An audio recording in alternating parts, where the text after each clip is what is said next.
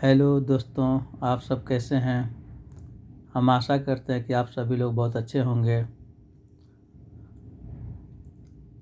आज हम आकलन परीक्षा से संबंधित एक टॉपिक देखने जा रहे हैं। उस टॉपिक का नाम है सजीव एवं उनका परिवेश। देखिए दोस्तों, जो हम आप लोग को टॉपिक वाइज टॉपिक पढ़ाई करा रहे हैं,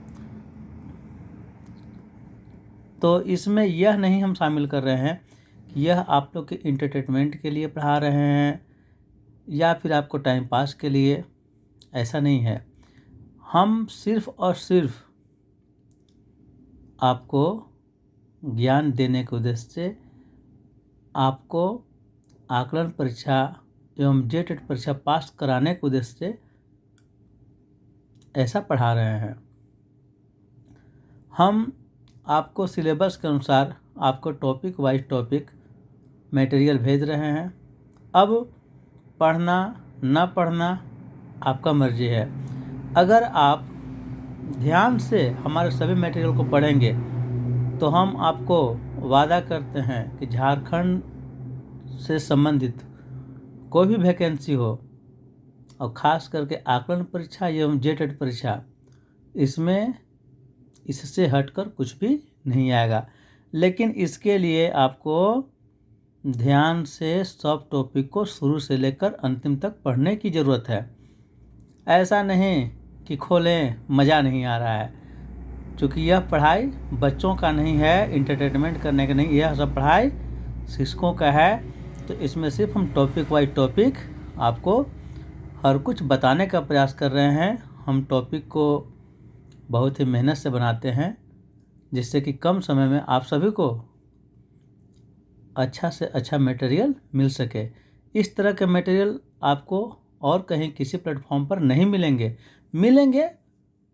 मजाक में मिलेंगे, कॉमेडी मिलेगा। एक टॉपिक होगा छोटा सा 2 मिनट का, 1 मिनट का कॉमेडी होगा, लेकिन टॉपिक वाइज टॉपिक सभी चैप्टर के आपको नहीं मिलेंगे। यदि आपको लगता है कि हमें आकलन परीक्षा की तैयारी अच्छी तरीके से करना है या जेटेट की तैयारी हमें अच्छी तरीके से करना है, तो आपको हमारे चैनल से जुड़ना होगा। और आप जुड़ने के लिए हमारे चैनल को सब्सक्राइब कीजिए। और आप लोग जब हमारे चैनल को लाइक करते हैं, सब्सक्राइब करते हैं, तो हमें अच्छा लगता है और हमें और मेहनत करने की इच्छा होती है। आप यह जान लें कि हम आपको सिर्फ और सिर्फ परीक्षा की तैयारी करवा रहे हैं, न कि आपको हम टाइम पास करवा रहे हैं। तो आप परीक्षा की तैयारी करने के लिए 10 मिनट 15 मिनट का समय आप एकाग्र होकर निकालिए और ध्यान से शुरू से अंत तक देखिए, आपको सारा कुछ समझ में आएगा। लेकिन कुछ लोगों का है कि सर समझ में नहीं आता। और समझ में कैसे आएगा? आप वीडियो खोले और तुरंत बंद कर दिए, आगे बढ़ाएं पीछे बढ़ाएं, देखे तो नहीं होगा। आपको इस वीडियो के माध्यम से टॉपिक वाइज पढ़ाकर लास्ट में अभ्यास कराया जाता है। आप टॉपिक को अच्छी तरीके से 10 से 15 मिनट पढ़ें, इसके बाद अभ्यास को बनाएं। हो सके तो अपने कॉपी में नोट्स करें, तो आपको बहुत ही फ़ायदा होगा।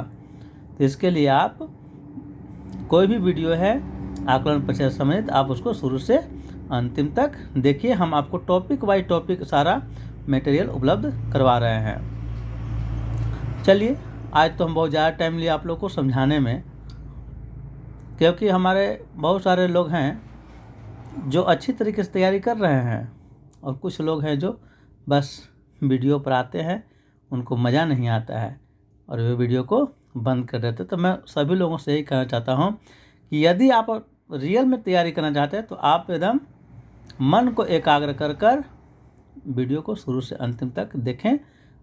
बहुत लोगों का तैयारी बहुत अच्छा से तरीके चल रहा है। कुछ लोग हैं जो हमें फ़ोन करके बता रहे हैं कि सर बहुत अच्छा से तैयारी हमारा चल रहा है। तो आप लोग भी इसके साथ जुड़िए और अच्छी तरीके से तैयारी कीजिए।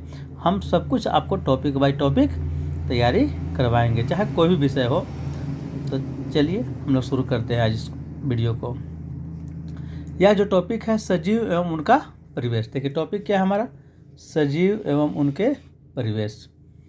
इसमें देखिए लिखा हुआ है कि सभी सजीव वस्तुओं में कुछ विशिष्ट लक्षण होते हैं। जिस सजीव वस्तु जो भी होता है उसमें लक्षण होते हैं। आप जानते हैं सजीव निर्जीव पढ़े हैं, बहुत इजी टॉपिक है, लेकिन इसी से आपको प्रश्न आने हैं, इसलिए आपको इसी टॉपिक को गहराई में जाकर इजी समझकर जैसे भी पढ़ना हो आपको इसका पढ़ाई करना पड़ेगा। देखिए सभी सजीव के लक्षण क्या होते हैं, श्वसन करना, उत्सर्जन करना, उद्दीपन के प्रति अनुक्रिया करना, प्रजनन करना, गति करना एवं वृद्धि करना। देखिए आप इसमें सारे बातों को समझें, नहीं समझे समझिए। श्वसन करना यानी कि सभी जीव क्या करते हैं, सांस लेते हैं। उत्सर्जन करना यानी कि सभी जीव जब अगर खाना खाते हैं तो फिर उसको उत्सर्जन भी करते हैं।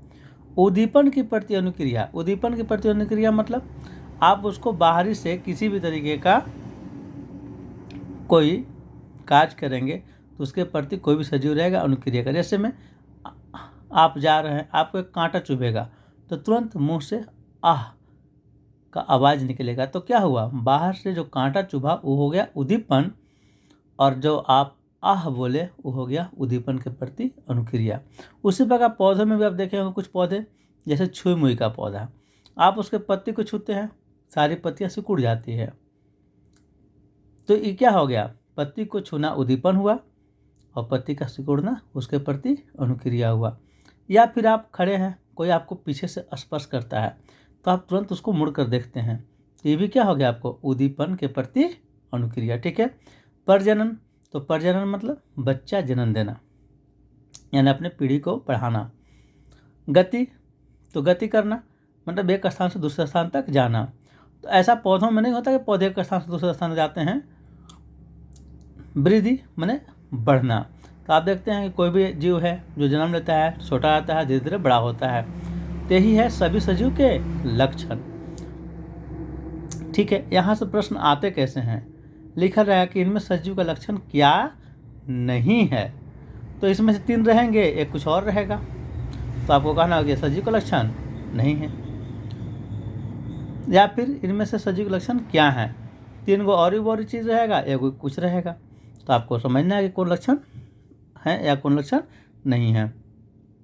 अब आगे देखिए, वह स्थान जहाँ से किसी सजीव का पर्याप्त भोजन, सुरक्षा, प्रजनन की अनुकूल दशाएं उपलब्ध होती है उस जीव का आवास या वास स्थान कहलाता है। कोई भी जीव का वास स्थान क्या कहलाता है, जहाँ पे कोई भी जीव रहता है वहाँ उसको भोजन मिल जाए, सुरक्षा मिल जाए, प्रजनन करने के लिए अनुकूल दशाएं मिल जाए, तो उसी स्थान को क्या कहेंगे, उस जीव के लिए वास स्थान कहते हैं। फिर आगे, किसी भी वास स्थल में केवल सजीव ही नहीं रहते, मैंने कहने का मतलब है कहीं पे भी वास स्थान है किसी भी जीव के लिए तो वहाँ पे केवल सजीव ही नहीं रहते, निर्जीव भी रहते हैं। अब किसी वास स्थान के सभी सजीव जैसे पौधे, जैसे मान लीजिए कि जंगल है, जंगल में कोई रह रहा शेर, तो शेर के लिए वास स्थान है, पर वहाँ पे और भी चीज़ तो रहेंगे, तो क्या रहेंगे, पौधे रहेंगे, कोई और जंतु रहेंगे, कोई अति सूक्ष्म जीव रहेगा, ये सब क्या है, जैव घटक है। जैव मतलब जो जिंदा जो चीज़ है, जो सजीव है, अगर सजीव जो भी चीज़ है तो उन सभी को मिलाकर क्या बनता है, जैव घटक। देखिए पौधे जिंदा हैं, जंतु जिंदा हैं, सूक्ष्म जीव हैं, जीवित हैं, तो ये सब मिला क्या बनते हैं, जैव घटक। और निर्जीव पदार्थ जैसे मिट्टी हो जाएगा, मिट्टी है, जल है, वायु है, प्रकाश है, ताप है, तो ये सब जो रहे सब क्या है, उसके अजैव घटक है। तो जहाँ जैव घटक होता है वहाँ अजैव घटक भी होता है। कहने का मतलब कि जहाँ कोई जीव रहेगा वहाँ मिट्टी रहेगा, जल रहेगा, वायु रहेगा, प्रकाश रहेगा, इन सभी चीज़ों की तो आवश्यकता है ही। तो उसी प्रकार जहाँ पे भी वास स्थान होता है वहाँ पे जैव घटक और अजैव घटक दोनों होते हैं। देखिए जैव घटक और अजैव घटक से बहुत बार प्रश्न आते रहता है कंपटीशन परीक्षा में, तो आपको भी देखना है कि यहाँ से आपको क्या आएगा। तो जैसे रहेगा कि इनमें से कौन जैव घटक है, तो रहेगा मिट्टी, जल, वायु, पौधे। तो आप जान ली कि न मिट्टी में जान है, न जल में जान है, न वायु में जान है, पौधे में जान होता है, तो जैव घटक वही है। ठीक है।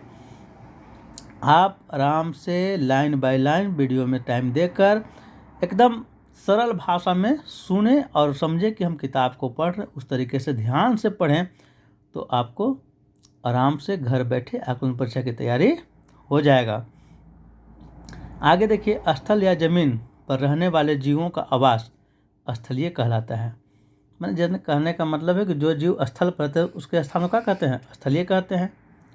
जैसे वन, स्थलीय में क्या है? वन है, वन क्षेत्र है, घास के मैदान है, रेगिस्तान है, पर्वतीय क्षेत्र, ये सब क्या है? स्थलीय हैं। तो स्थलीय में क्या क्या शामिल है? देखिए, वन क्षेत्र, घास के मैदान, रेगिस्तान, पर्वतीय क्षेत्र। जल में रहने वाले जीवों का आवास को क्या कहते हैं? जलीय आवास कहते हैं। सिंपल सी बात है, जो स्थल पर रहेंगे उसको स्थलीय आवास कहलाएगा, जो जल में रहेंगे उनका आवास को क्या कहेंगे? जलीय आवास कहेंगे। आगे है, जलीय आवास दो तरह के होते हैं। जलीय आवास में दो तरह के, एक मृदु जल है। मृदु जल में इसको मीठा जल भी कहते हैं। जैसे हम लोग यहाँ जो नदी में, झील में, तालाब में, नहर में जो जल हैं, नदी में, झील में, नहर में, तालाब में जो जल हैं वो सब कैसे जल हैं? मृदु जल हैं, जो हम लोग यूज करते हैं। और समुद्र या लवण में क्या है? जलीय वासस्थान है या खारे जल है। इसमें कई प्रकार के, समुद्र में जो जल है उसको लवणीय जल कहते हैं, यानी लवणीय जल वासस्थान है। यहाँ पे बहुत सारे जीव पाए जाते हैं, जैसे मछलियाँ, केकड़े, ऑक्टोपस, डॉल्फिन, व्हेल तथा कई प्रकार की वनस्पतियाँ भी मिलती है।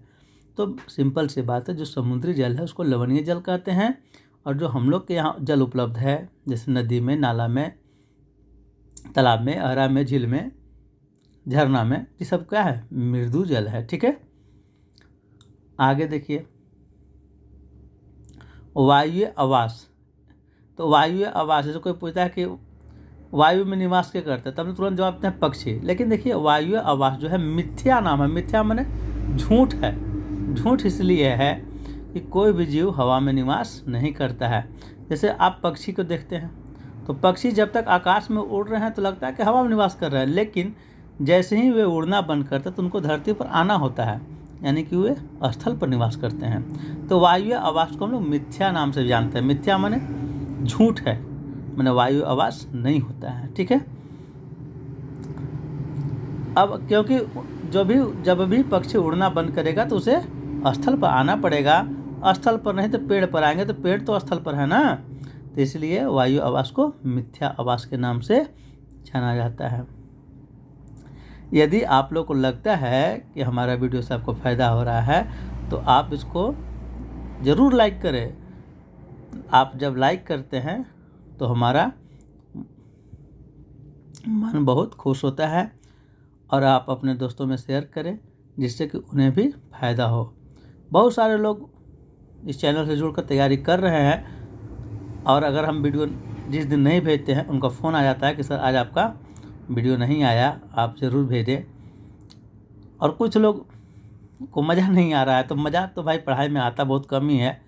कमेंट करना नहीं है, कॉमेडी बनाना नहीं है, तो लेकिन आपको अगर पढ़ाई करना तो आपको चैनल से जुड़ना पड़ेगा। इस बात को हम बार बार आज के वीडियो में बोल रहे हैं। देखिए, वे विशिष्ट संरचनाएं अथवा स्वभावगत विशेषताएं, माने स्वभावगत माने जिसका स्वभाव हो, माने यही स्वभाव हो, जैसे किसी पौधे अथवा जंतु के रहने, उसके परिवेश में समान रूप से रहने की क्षमता प्रदान करता है, उसे अनुकूलन कहते हैं। मतलब समझ लीजिए बात को, नहीं समझ में अगर आया तो, कि कोई भी जीव है जो उसको स्वभाव है रहने का, खाने का, उठने का, बैठने का, जो भी है उसका स्वभाव, उस स्वभाव के अनुरूप अगर उसको वहाँ परिवेश मिलता है, माने वहाँ उसको रहने में कोई कठिनाई नहीं होती है, तो उसे हम अनुकूलन कहते हैं। जैसे मान के चलिए सिंपल सी बात, रेगिस्तान के पौधे हैं, आप लोग घर में भी पौधा लगाते हैं। अगर धान के पौधे को गर्मी के मौसम में लगाए तो मर जाता है, यानी कि उस समय उसका अनुकूलन नहीं है। तो उसी प्रकार बहुत सारे जीव जंतु हैं जो ठंडे प्रदेश के हैं। ठंडे प्रदेश के जंतु को अगर आप गर्म प्रदेश में ले जाएंगे तो वहाँ पे वो क्या हो जाएंगे? गर्मी के कारण मर जाएंगे। और उसी तरह फिर अगर गर्मी के, जैसे ऊँट को आप पहाड़ी एरिया में ले जाएंगे जहाँ पे बर्फ़ ही बर्फ़ है, तो वहाँ ऊँट को उसके अनुरूप अनुकूलन नहीं मिलेगा तो वह वहाँ पे जीवित नहीं रह पाएगा। तो वही बात कहा गया कि किसी भी जीव को या पौधे को या जंतु को उसके अनुरूप परिवेश मिल जाए तो उस परिवेश को क्या कहते हैं? अनुकूलन कहते हैं। देखिए बहुत सारा जीव है, उसको प्रकृति का किया है, जो जीव जहाँ रहते हैं उसके अनुसार उसमें अनुकूलन बनाया है, तभी जीव वहाँ रह पाते हैं। बाकी दूसरे जीव उस परिदृश्य में नहीं रह पाते हैं। जैसे देखिए शेर के बारे में कुछ अनुकूलन पढ़ना है आपको। तो शेर का अनुकूलन क्या बताया गया है कि शेर एक मांसाहारी प्राणी है। इसे हल्का भूरा रंग इसे जंगल में छिपने में सहायक होता है। इसके पैर तथा जबड़े की मांसपेशियां बहुत मजबूत होती है।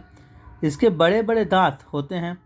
अपने पंजे लंबे नाखूनों के दौड़ते समय उंगलियों को अंदर खींच लेते हैं। मतलब कि जब दौड़ते हैं ना तो अपने नाखून के अंदर की ओर खींच लेते हैं ताकि वह टूटे नहीं। उनके आंखें जो होते हैं चेहरे के सामने होते हैं जिससे कि वह अपने शिकार को ठीक से देख सके। देखिए इस चैप्टर में शेर का अनुकूलन पढ़ना था। तो शेर का अनुकूलन क्या है? मांसाहारी प्राणी है, उसका हल्का रंग भूरा है, हल्का भूरा रंग है, जिससे वो क्या करता है? जंगल में आराम से छिप जाता है। शाकाहारी है इसलिए मांसपेशियां मजबूत हैं, नाखून पंजे हैं। तो देखिए हर जीव में कुछ ना कुछ अनुकूलन होता है। अभी हमें इस चैप्टर में और एक दो जीव का अनुकूलन देखना है, जैसे देखते हैं आगे।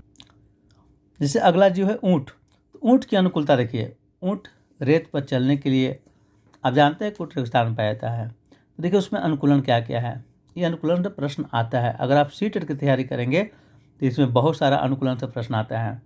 तो आप जान लीजिए कि सी टेट के अकॉर्डिंग ही, जे टेट के अकॉर्डिंग ही आपका सिलेबस आकलन का भी बनाया गया है, यानी बुक से बहुत सारे प्रश्न रहेंगे। ऊँट की अनुकूलता। रेत पर चलने के लिए ऊँट के पैर लंबे व गद्दार होते हैं। लंबे पैर की वजह से देखिए ऊँट के पैर लंबे होते हैं, गद्दार होते हैं। गद्दार रहने से ऊँट क्या करता है? आराम से बालू पर चलता है, बालू में धंसता नहीं है। और पैर लंबा रहने से क्या फ़ायदा है कि बालू बहुत गर्म होता है, रेत बहुत गर्म होते हैं, लेकिन रेत की गर्मी उनके शरीर तक नहीं पहुंचता है। क्यों? क्योंकि शरीर भी बहुत उनका ऊंचा होता है। उसी प्रकार ऊँट के पीठ पर कुबड़ होता है और कुबड़ में वसा संचित होता है। जब ऊँट को भोजन पानी नहीं मिलता है तो उसी वसा के माध्यम से उनका जीवन चलते रहता है। एक चीज़ में उसका अनुकूलन क्या है कि 10 से 12 दिन तक बिना जल और अन्न को ग्रहण किए ऊँट क्या कर सकते हैं? समान रूप से रह सकते, मतलब पता नहीं चलेगा कि भूखे है कि प्यासे है। और उनमें क्या अनुकूलन है कि जल की बचत करने के लिए उनके शरीर से मूत्र के रूप में बहुत कम जल निकलता है और लगभग सूखे मल का त्याग करते हैं। यानी मल मूत्र में भी एकदम जल की मात्रा का होता है, बहुत ही कम होता है। यहाँ तक कि इतना गर्मी में रहने पर भी ऊँट को पसीना नहीं आता है। ऊँट की आँखों की पलकें लंबी होती है और नासाद्वार मांसल होता है, मतलब नाक में मांसल होता है और आँख की पलकें लंबी होती है, जिससे कि रेगिस्तान में उठने वाले बालू आँख नाक के अंदर न जा सके। तो आपको ऊँट का अनुकूलन ही पढ़ना है और आप इसको याद भी रखेंगे। नेक्स्ट है मरुभूमि में पाए जाने वाले पौधों की विशेषता, यानी कि मरुभूमि में जो पौधे हैं उनकी क्या विशेषता है, यानी क्या अनुकूलन है। देखिए मरुभूमि में जो पौधा पाए जाते हैं उनकी अनुकूलन यही है, क्योंकि मरुभूमि में पानी कम होता है तो उनकी जड़ें बहुत लंबी लंबी होती है, लंबी रहेगी, गहराई तक जाएंगी तो वहाँ कुछ ना कुछ पानी मिल जाएगा। तो पहला अनुकूलन हम किसका? मरुभूमि के पौधों का। आगे है इनका तना मोटा और मांसल होता है जिसमें जल का संचयन हो सकता है। इन तना देखे होंगे आप रेगिस्तानी पौधों का, तो मतलब मांसल होता है, काठ लकड़ी जैसा नहीं रहेगा, कठोर नहीं रहेगा, मांसल रहेगा। तो उसमें क्या होता है? जल का संचयन होता है। इसके और अनुकूलन, तने की ऊपरी परत मोटी और मांसल होती है और जल इस पर घने रोम होते हैं जो जल के वाष्पन को रोकते। देखिए पौधों में वाष्पन क्रिया के द्वारा भी जल का बहुत ही मात्रा का होता है, निकलता है। तो उसमें रोवादार होता है, मतलब रोवा टाइप करेगा, घना रोम, जिसके चलते जल का क्या करता है? वाष्पन नहीं होने देते हैं। पत्तियाँ छोटी सल्क पत्र कांटों के रूप में होती है, यानी पत्तियाँ अक्सर कांटा के रूप में होती है जिससे कि उससे जल का वाष्पन कम हो सके। देखिए आगे एक टॉपिक है पर्वतीय अनुकूलन। इसको भी याद रखना है आपको। पर्वतीय अनुकूलन, पर्वतीय मतलब कि जो पर्वत के क्षेत्र में, पहाड़ी क्षेत्र में जो वृक्ष पाए थे उसमें कैसा अनुकूलन होता है। तो देखिए पहाड़ी क्षेत्र में आप जानते हैं कि बर्फ़ गिरते रहता है। पहाड़ी माने छतरपुर की पहाड़ी और झारखंड की पहाड़ी की बात नहीं हो रही है, हिमालय पहाड़ी यानी पर्वतीय क्षेत्र जहाँ पे बर्फ़ जमे होते हैं। तो वैसे क्षेत्र में क्या होता है कि बर्फबारी हमेशा होता रहता है। तो उससे बचने के लिए वहाँ के पेड़ों में देखिए क्या अनुकूलन होता है। पहाड़ी क्षेत्र के वृक्ष शंक्वाकार होते हैं और कुछ वृक्षों की पत्तियाँ सुई की तरह पतली होती हैं। माने पेड़ ऐसा रहेगा कि बर्फ़ गिरे तो सटासट सब नीचे आ जाए, उस पर टंगाए नहीं, और पत्तियाँ सुई जैसी पतली होती है, यानी पत्ता पर भी बर्फ़ बहुत कम जमता है ताकि वर्षा का पानी या बर्फ़ उस पर जमा न हो सके। इन क्षेत्रों के जंतुओं की खाल भी मोटी होती है। अब देखिए वहाँ जंतु है तो उनके खाल भी क्या होते हैं, उनकी खाल भी, जंतुओं के खाल भी क्या होते हैं, मोटी। किनके, पर्वतीय क्षेत्र का है कि वहाँ पे लंबे लंबे बालों से ढकी होती है, क्योंकि वहाँ पे हमेशा बर्फबारी होता है ना, तो उनमें खाल मोटी होती है, लंबे लंबे बाल भी होते हैं। ठीक है, एक टॉपिक इसमें और है, मछलियों के अनुकूलन। तो मछलियों का शरीर का आकार धारा रेखीय होता है तथा पार्श्व से चिपटा होता है। शरीर का ऐसा आकार इन्हें तैरने में मदद करता है। फिर है, इनका शरीर सल्कों से ढका होता है। यह शरीर को जल को प्रतिरोधी बनाता है। सल्क में समझते हैं आप लोग ना, जिसको हम लोग चोइयाँ बोलते हैं, तो उससे ढका रहता है। कोई भी मछली रहेगा तो उसका शरीर सल्क से ढका रहेगा। उससे क्या होता है कि जल का असर उनके शरीर पर नहीं पड़ता है। किसके कारण, तो मछली के शरीर में सल्क होते हैं, सल्कों से ढके रहने के कारण वह जल से प्रतिरोधी बनाते हैं। जल और मछली के शरीर में कोई संपर्क नहीं होता है, वे क्या करते हैं, जल को रोक देते हैं। तो बहुत इम्पोर्टेंट है कि मछली के शरीर के जो सल्क हैं वो क्या करते हैं, शरीर को जल प्रतिरोधी बनाते हैं, कि जल का प्रभाव उस पर नहीं पड़ता है। मछलियों के पंख चपटे होते हैं और गति दिशा परिवर्तन के साथ शरीर में जल का संतुलन बनाए रखने में सहायक होती है। जलीय श्वसन के लिए मछलियों के गलफड़ा होते हैं। ये सीधे जल से ऑक्सीजन लेते हैं, यानी कि जल में घुली हुई ऑक्सीजन को ग्रहण करते हैं और जल में ही कार्बन डाइऑक्साइड विमुक्त करते हैं, यानी कि छोड़ते हैं। जलीय पौधों में अनुकूलन देखिए, जलीय पौधों में भी अनुकूलन देख लेना है आपको। जलीय पौधों की जड़ों को जमीन से जल या लवण खींचने की आवश्यकता नहीं होती है। देखिए जल में पौधे ये हैं तो उनको जमीन से न जल खींचना है न खनिज लवण खींचना है, सब जल में घुला हुआ है। तो इसी कारण से इनके जड़ें क्या होती है, एकदम कम विकसित होती है, या तो कहिए तो होती ही नहीं है। देखिए या होती ही नहीं है क्या, जड़ किसके, जलीय पौधों के। तथा इसका तना लंबा, मुलायम, खोखला, स्पंजी होता है। मैंने लंबा होता है, मुलायम होता है, बिल्कुल तैरने लायक। खोखला होता है, स्पंजी होता है। स्पंज माने बीच में गैपिंग हो, जो वायु कोश से भरा रहता है, जिससे पौधा हल्का होकर क्या होता है, तैरता रहता है। देखिए इनके पौधे क्या होते हैं, लंबा होते हैं, मुलायम होते हैं, खोखला होते हैं और स्पंजी होते हैं, जिसमें क्या होता है, वायु कोश भरा रहता है ताकि पौधा हल्का होकर तैरता रहे। इसमें मेढक का अनुकूलन देखिए, मेढक एवं बत्तख। आप जानते हैं मेढक एवं बत्तख क्या है, उभयचर प्राणी है। उभयचर माने वैसे प्राणी जो जल में भी रहेंगे और धरती पर भी रहेंगे, माने स्थल पर भी रहेंगे। तो इनके शरीर की रचना दोनों के लिए अनुकूलित है। माने जल और मेढक के जो शरीर की रचना है दोनों जगह रह सकते हैं, आराम से रह सकते हैं, उसके लिए अनुकूलित है इनका शरीर। इनके दोनों पैर झिल्ली युक्त होते हैं, माने इन लोग के जो पैर है ना उसमें झिल्ली जैसा लगा रहेगा, जो तैरने में इनको सहायता प्रदान करती है।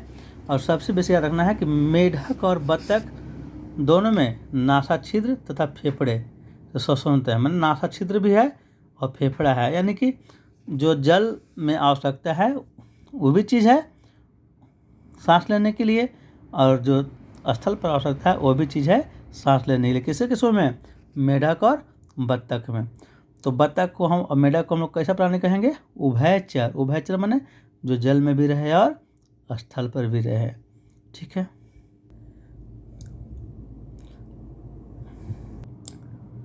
यहाँ पे एक चीज़ देख लीजिए कि बिरसा जैविक उद्यान कहाँ है। तो आपको देख लेना है कि बिरसा जैविक उद्यान से ओरामांझी यानी रांची में है, और वहीं पे है आपका मगरमच्छ प्रजनन केंद्र ओरामांझी रांची। देखिए एकदम किताब से हटकर एक जरा भी नहीं पढ़ा रहे, सिलेबस से हटकर एक जरा भी नहीं पढ़ा रहे हैं। ये नहीं कि टॉपिक को पूरा मज़ेदार बनाने के लिए या फिर आपको मन लगाने के लिए कुछ इसमें और ही बोरी चीज़ बीच बीच में हम प्रस्तुत करें, ऐसा कुछ भी नहीं है। इसमें सिर्फ और सिर्फ पढ़ाई की बातें हो रही है और सिर्फ और सिर्फ टॉपिक वाइज पढ़ाई की बातें हो रही है। आपको किसी भी परीक्षा तैयारी करने के लिए बात ज़रूर ध्यान रखना होगा कि क्या नहीं पढ़ना है, तो उसको हम ध्यान में रखते हुए ही आप लोग को पढ़ा रहे हैं। तो ये आपको 2 चीज़ें बिल्कुल याद रखना है कि बिरसा जैविक उद्यान कहाँ है, तो ओरा मांझी रांची में है, और मगरमच्छ प्रजनन केंद्र कहाँ है, तो ये भी ओरा मांझी रांची में है। आगे बात करते हैं कि इनमें सजीव के लक्षण हैं। तो सजीव के लक्षण क्या है? प्रजनन है, वृद्धि है, श्वसन है, तनिका है, सभी है। इनमें जैव घटक क्या है? जैव घटक देखिए आगे सवाल, मिट्टी है कि जल है कि पौधा है कि सभी है? तो जैव घटक जिसमें जान हो, तो जान सिर्फ पौधे में, मिट्टी और जल में नहीं है। अजैव घटक तो मिट्टी जल वायु, तो अजैव घटक सभी है, क्या तीनों में जान नहीं है। अजैव जिसका में जान नहीं हो और जैव मन जिसमें जान हो, तो देखिए मिट्टी जल वायु इसमें जान नहीं है, तो सभी क्या हो गए? अजैव घटक। आगे है लवणीय जल कहाँ पाए जाते हैं? तो लवणीय जल आपको समुद्र में पाए जाते हैं। ऊँट के पीठ के कुबड़ में क्या संचित रहता है? तो ऊँट के पीठ के कुबड़ में आपको वसा संचित रहता है। ऊँट बिना भोजन और जल के कई दिन तक जिंदा रह सकता है? तो 10 से 12 दिन तक समान रूप से रह सकता है। ठीक है। पर्वतीय क्षेत्र के वृक्ष कैसे होते हैं? तो पर्वतीय क्षेत्र के वृक्ष शंक्वाकार होते हैं। आगे मरुभूमि में पाए जाने वाले पौधों की पत्तियां कैसी होती है? तो मरुभूमि में पाए जाने वाले पौधों की पत्तियां कांटों युक्त के रूप में होती है, हमें लगता है कि कांटा ही है। मछलियां श्वसन किसकी सहायता से करती है? तो मछलियां श्वसन जो है वो गलफड़ा की सहायता से करती है। आगे है उभयचर प्राणी कहाँ रहते हैं? तो उभयचर प्राणी भाई देखिए दोनों जगह रहते हैं, पृथ्वी पर भी रहते हैं और जल में भी रहते हैं, इसलिए इनका नाम है उभयचर। जलीय पौधों की जड़ें होती हैं? तो देखिए जलीय पौधों की जड़ें क्या होती हैं? बहुत लंबी होती है, तो गलत है। अल्प विकसित होती है यानी कि बहुत कम विकसित होती है, या फिर बिल्कुल नहीं होती, यानी कि बी और सी दोनों हो जाएगा, यानी विकल्प नंबर डी हो जाएगा। तो इस प्रकार से यह टॉपिक आपका समाप्त हो गया।